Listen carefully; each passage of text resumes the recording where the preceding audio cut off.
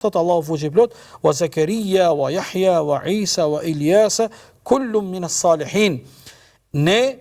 tash Allahu e përmend, vazhdon zinxhiri dhe pema e pejgamberllokut, thot edhe Zakarian, edhe Yahyan, edhe Isan, edhe Ilyasin, të gjithë këta ishin prej njerëzve të mirë, ishin salihin. Imam Tabariu, duke komentuar ajetin 85, thot: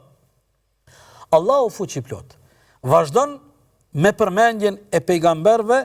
nga pasardhësit e Ibrahimit a.s. duke tregu vazhdimsinë e udhëzimit hynor ndër breza dhe gjenerata. Nga se këta emra që u përmenden nuk kanë jetu të gjithë brenda një kohë, por kanë jetu në periudhat të ndryshme kohore dhe po flasim për breza e gjenerata brenda historisë njerëzore. Prandaj, Allahu e përmendi Zakarian dhe Yahyan, këta janë babë e birë, pastaj e përmendi Isan a.s., pastaj e përmendi Ilyasin a.s., të gjitha këto dëshmojnë se profecia dhe pejgamberlloku nuk lidhet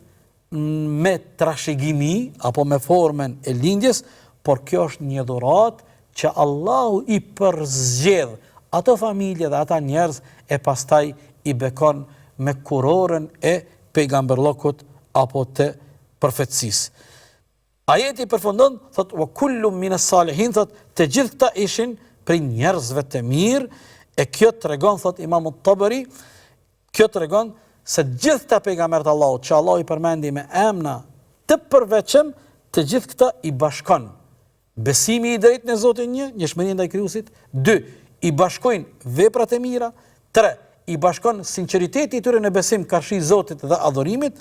dhe 4, të gjithë këta i bashkon distancimi dhe largimi nga rruga i dhujtarisë dhe shirkut.